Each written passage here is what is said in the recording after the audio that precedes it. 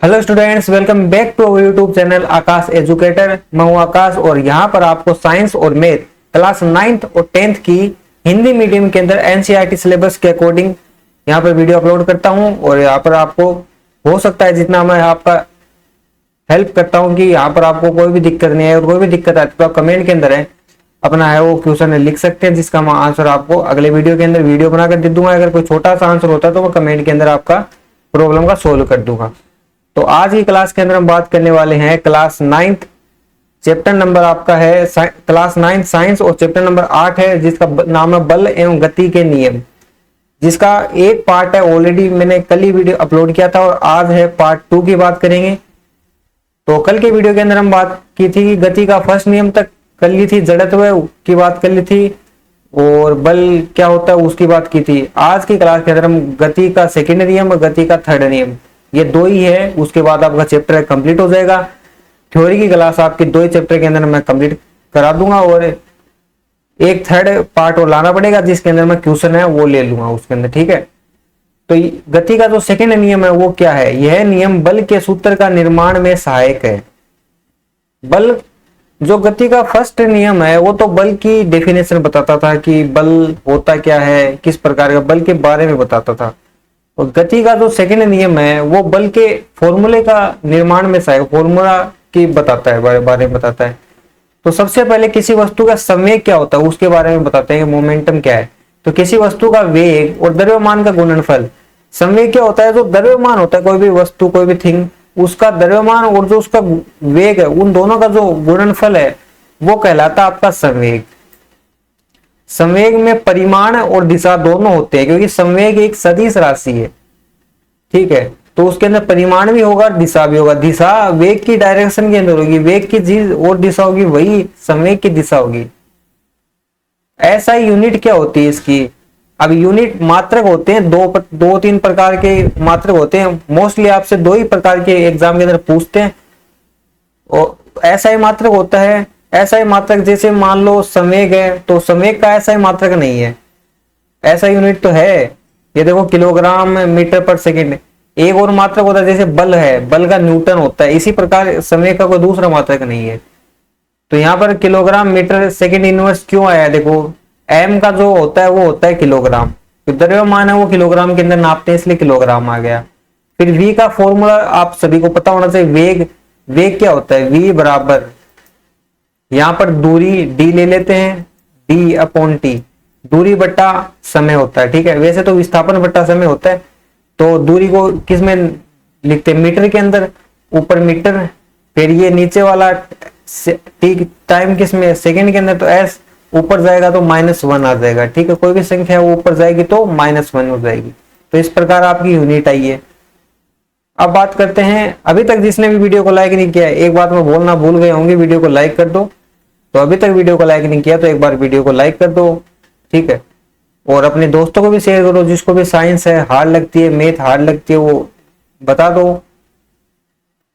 किसी वस्तु के संवेग में परिवर्तन की दर उस पर लगने वाले असंतुलित बल की दिशा में बल के समानुपाती होती है। कोई भी वस्तु है उसके संवेग में परिवर्तन की दर dp अपॉन dt। अगर दर की बात करें तो नीचे आपको टाइम से डिवाइड कर देना है, भाग दे देना है, ठीक है। और संवेग में परिवर्तन बोल रहा है तो p ऊपर रख लेना है, और परिवर्तन बोल रहा है तो क्या तो आप p2 माइनस p1 कर दो या फिर डेल p लिख दो। ये देखो मैंने लिख रखा है, ये डेल का चिन्ह है, त्रिभुज का चिन्ह दिख रहा है ना आपको, या फिर आप dp भी लिख सकते हो इस प्रकार, ठीक है। तो माना कि, और ये क्या है? बल के समानुपाती होता है, ये आपका जो सेकंड नियम बताता है।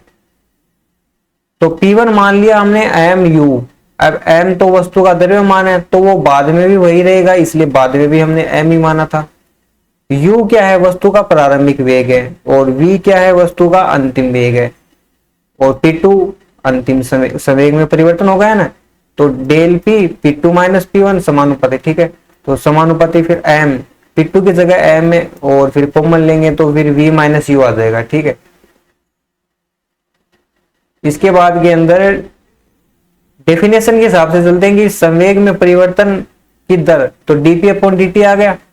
फिर ये समानुपाती का चिन्ह होता है, देखो, फिर m और v माइनस यू ऐसा कैसा और t नीचे आ गया, ठीक है।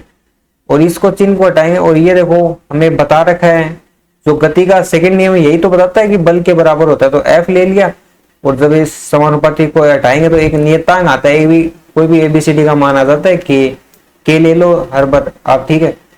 समानुपाती नियतांक बोलते हैं इसको। फिर ये ऐसा कैसा आ गया ऊपर का वाला। अब देखो एक हमें पता है कि v minus you upon T, पिछला वाला चैप्टर है चैप्टर नंबर 7, उसके अंदर आपको मैंने बताया था वेग क्या होता है, दूरी क्या होता है, विस्थापन क्या होता है, v क्या है, u क्या है, t है, सभी बताया है।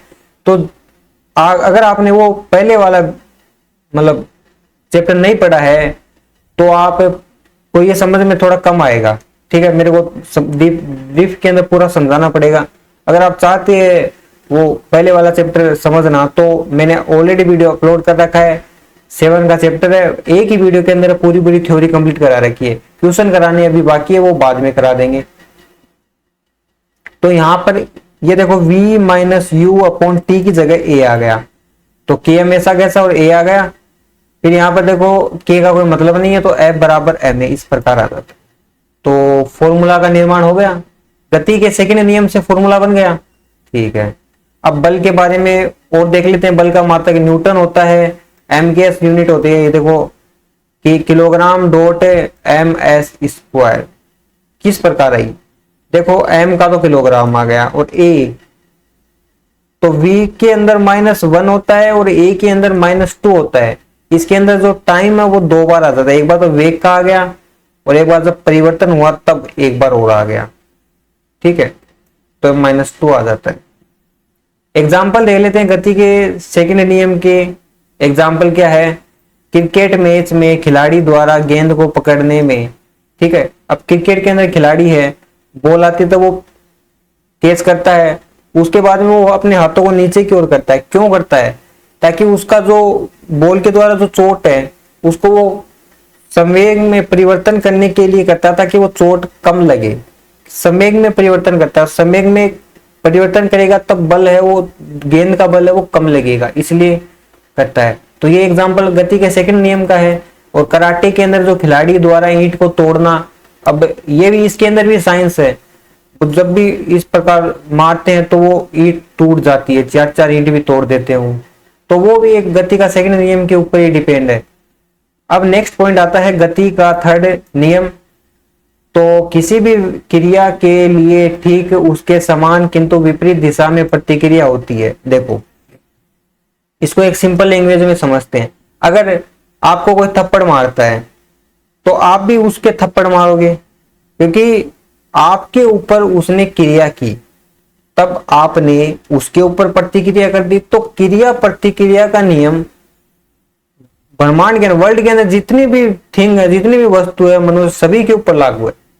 कोई एक आधा ही होगा एक अपवाद, उसके ऊपर लागू नहीं है। तो गति का थर्ड नियम भी इसी के ऊपर है कि किसी भी क्रिया के प्रति ठीक उसके समान किंतु विपरीत दिशा में प्रतिक्रिया होती है। उसके समान होती है बट विपरीत दिशा के अंदर होती है, ठीक है। तो यद्यपि क्रिया प्रतिक्रिया दोनों बल सदैव दो अलग अलग वस्तुओं पर एक साथ कार्य करते हैं, एक साथ ही कार्य करते हैं। ऐसे थोड़ी कि उसने आपको आज थप्पड़ मारा तुम उसको कल मारोगे, कई बार होता है, ठीक है। ये तो बस एग्जाम्पल दिया मैंने, बाकी ये थिंग के ऊपर ही काम करता है।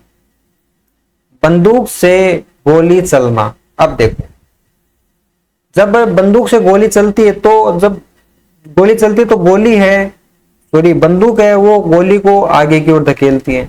उसके अंदर जो भी सिस्टम होता है वो अलग साइंस है। और गोली जब भी निकलती है तो अपने अपोजिट डायरेक्शन के अंदर बंदूक को पीछे धकेलती है। तो क्रिया के प्रति प्रतिक्रिया हो गई। तो ये एग्जांपल है। नाविक द्वारा नाव से कूदना। जब नाविक है वो नाव से कूदता है तो वो अपने पैरों को नाव पर क्रिया करता है, और जो नाव है वो नाविक के पैरों पर प्रतिक्रिया करती है, जिससे वो आगे चला जाता है। तो क्रिया प्रतिक्रिया का नियम थर्ड लॉ है। और भी एग्जांपल है, ठीक है। तो आई होप आपको वीडियो अच्छा लगा होगा। अभी तक भी लाइक नहीं किया तो एक बार लाइक कर दे और चैनल को सब्सक्राइब कर ले, ताकि हम जब भी इसकी थ्योरी वगैरह लेके आए तब वो है आपको समझ में आ जाए अच्छे से एकदम पूरा।